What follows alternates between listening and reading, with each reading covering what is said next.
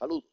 Durante esta semana estaremos realizando el laboratorio número 3, laboratorio de las macromoléculas. Los organismos vivos se diferencian de los no vivos porque se componen de moléculas orgánicas, tales como carbohidratos, proteínas, lípidos y ácidos nucleicos. Es decir, estos 4 grupos son fundamentales para la vida. La mayoría de estas moléculas están compuestas por un átomo central, que es carbono. Estas moléculas, además de tener carbono, contienen varios o todos los siguientes elementos: hidrógeno, oxígeno, nitrógeno, azufre y fósforo. Estos componentes se le añaden a ese esqueleto de carbono y forman cadenas que se conocen como grupos funcionales. Estos grupos funcionales le proveen características únicas a cada molécula. Las macromoléculas están constituidas por subunidades pequeñas. Los enlaces de estas subunidades son enlaces de tipo covalente, que es que se comparten los electrones. Por ejemplo, los lípidos están constituidos de ácidos grasos, unidos por enlaces carbono y oxígeno, y también con hidrógeno. Las proteínas están hechas de una subunidad más pequeña que llamamos aminoácido, que contiene grupos funcionales amino y carboxílico. Estas imparten propiedades químicas a las macromoléculas. Por ejemplo, la glucosa es polar y soluble en agua. Los lípidos son grupos no polares y son insolubles en agua.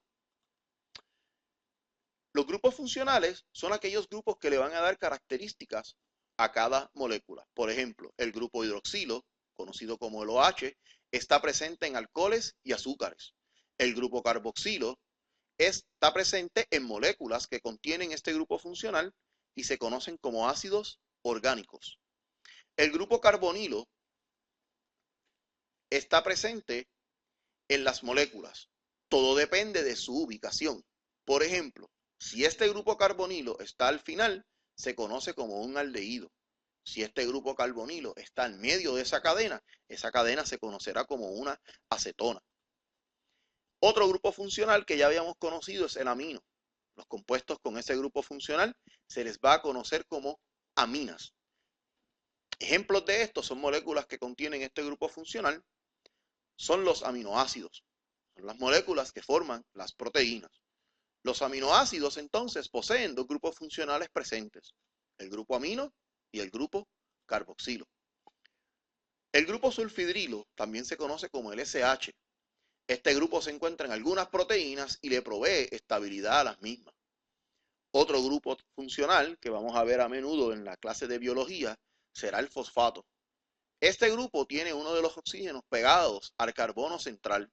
Los demás se encuentran libres enlazados a fosfato para transferir la energía entre las moléculas. Este fosfato es bien común en los ácidos nucleicos. Estos grupos funcionales proveen características y propiedades distintas a las moléculas biológicas. Es posible poder identificar cada molécula según sus propiedades, porque como mencionamos, los grupos funcionales le van a dar propiedades que son únicas. Tenemos varios tipos de pruebas, entre estas las colorimétricas, que nos van a permitir hacer un análisis cualitativo y un análisis cuantitativo. Por ejemplo, los carbohidratos son los componentes estructurales sumamente importantes de la célula y además son una forma de almacenar energía. Estos contienen carbono, hidrógeno y oxígeno.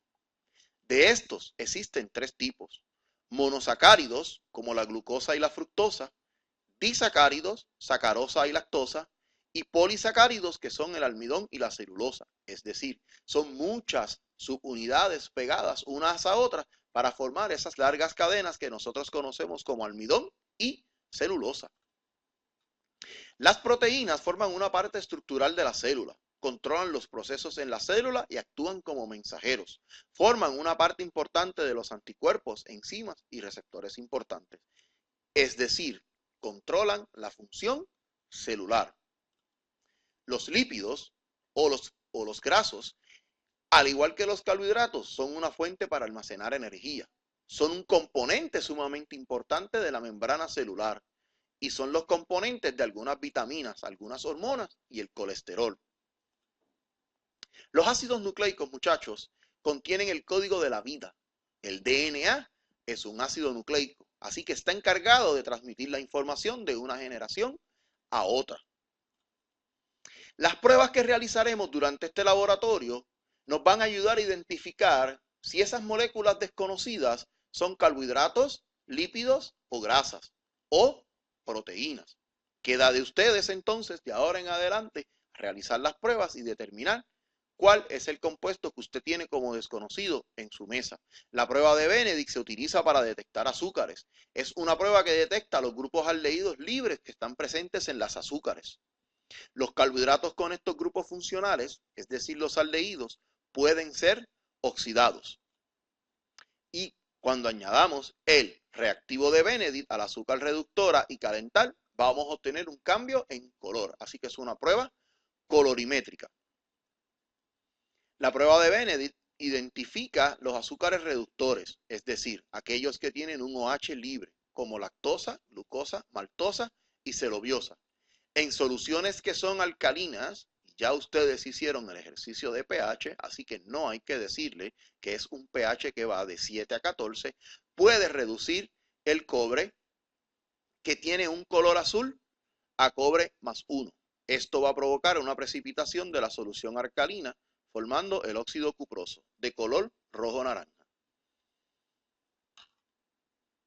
Y aquí tenemos los resultados para que ustedes más o menos tengan una idea de cómo se deben de ver sus resultados. Si al finalizar el laboratorio su prueba de Benedict luce de esta forma, usted realizó el ejercicio de forma correcta. Otra prueba que estaremos haciendo es la prueba del Lugol, la prueba del yodo. Este se utiliza para detectar almidón. Recordemos que el almidón es un polisacárido. Muy bien, muchachos. Una prueba positiva para almidón, entonces va a teñir de azul oscuro a color negro. Es una prueba física usada para determinar la presencia de los almidones. Es un compuesto de yodo y yoduro de potasio. La amilosa, componente del almidón de cadena lineal, va a formar hélices donde las moléculas del yodo se unen, formando el color azul oscuro o negro. Es decir, también es una forma indirecta de medir la presencia de esos componentes. La amilopectina, componente del almidón de cadena ramificada, forma hélices mucho más cortas y las moléculas de yodo son incapaces de juntarse, produciendo un color entre naranja y amarillo. También este Lugol puede reaccionar con glucógeno, cuyo color es más castaño y menos intenso. Resultados: color negro o azul oscuro, positivo. Color blanco transparente, negativo. Así que esperamos que también al final del laboratorio su prueba de Lugol luzca muy similar a esta. Prueba de Biuret. Este compuesto de hidróxido de sodio y sulfato de cobre se utiliza para identificar la presencia de proteínas en una mezcla. Es decir, si usted tiene un cambio en color a azul-violeta, su mezcla entonces contenía proteínas. Detecta la presencia de proteínas, péptidos cortos, que son pequeños grupos de aminoácidos unidos por el enlace peptídico que forman lo que nosotros llamamos un péptido, y otros compuestos con 2 o más enlaces peptídicos. Se compone de hidróxido de sodio y sulfato de cobre. El reactivo de color azul cambia a violeta en presencia de proteínas y rosa cuando se combina con polipéptidos de cadena corta. El hidróxido de sodio no participa en la reacción, pero proporciona el medio alcalino para que la reacción ocurra. Resultados: un color violeta es positivo, detecta los grupos aminos de las proteínas. Un color azul es negativo. Así que también espero que sus resultados para Biuret sean como los que aquí le estamos mostrando. La prueba de Sudán 3 detecta cadenas de hidrocarbono que están en las moléculas de los lípidos. Con la prueba de Sudán 3, estos grupos se van a teñir de color rojo. Esta prueba es utilizada para identificar los lípidos. Este tinte tiene gran afinidad por las grasas.